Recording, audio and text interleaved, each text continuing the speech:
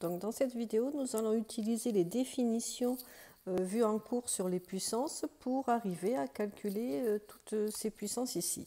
Donc, ce que l'on a vu dans le cours, il y a plusieurs cas possibles. Premièrement, l'exposant, on va calculer A exposant n et on va commencer par les exposants positifs et on va prendre n entier plus grand que 2 ou égal à 2. Donc, si vous avez A exposant n, cela veut dire que c'est le produit de A facteur, de n facteurs, pardon, tous égaux à A, donc n facteurs. Et on va continuer avec voir tous les exposants. On a commencé par un entier supérieur ou égal à 2. Par convention, si on prend l'exposant 1, A exposant 1, c'est égal à A, quel que soit le nombre A que vous utilisez. On continue avec l'exposant 0, c'est égal à 1. C'est valable pour tous les nombres A, à part A égale 0, puisque 0 exposant 0 n'existe pas. Donc il faut bien savoir que là, A doit être différent de 0. Et puis après, on arrive à un exposant négatif que l'on va écrire moins n, puisque n était positif au départ. Et en fait, A exposant moins n, c'est l'inverse de A exposant n. L'inverse de, ça s'écrit 1 sur. Et comme nous avons des nombres dénominateurs, il faut que A soit différent de 0. Voilà, là c'est un récapitulatif, un résumé de tout le cours, les définitions et les deux conventions. Donc maintenant, pour calculer dans chaque cas, on va regarder sur quel cas nous sommes. Donc si on commence, je vais écrire ici 3 exposant 3.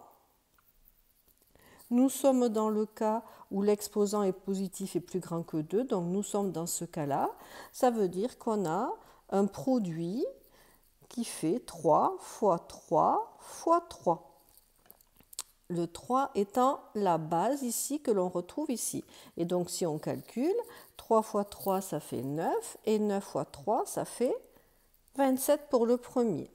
Ensuite on a une fraction et on a 2 tiers exposant 4. L'exposant porte sur tout le nombre qui se trouve entre parenthèses.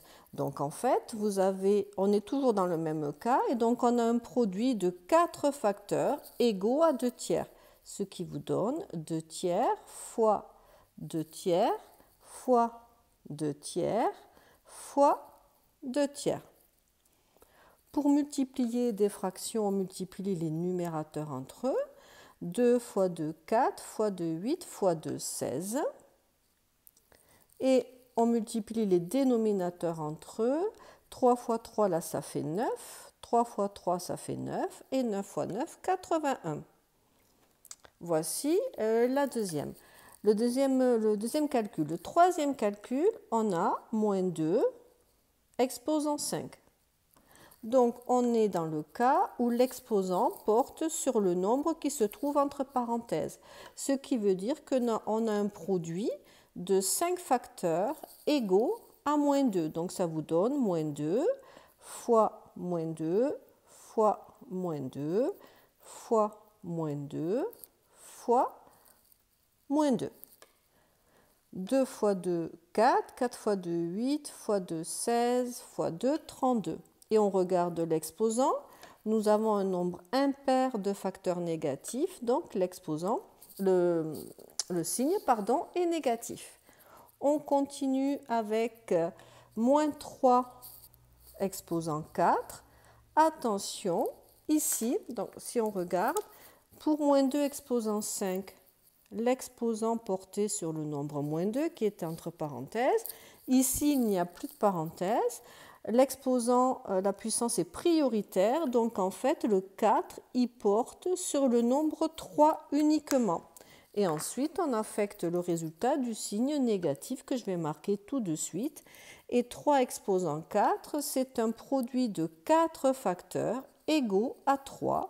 Donc 3 fois 3 fois 3 fois 3, on l'a déjà calculé ici, ce qui nous donne moins 81.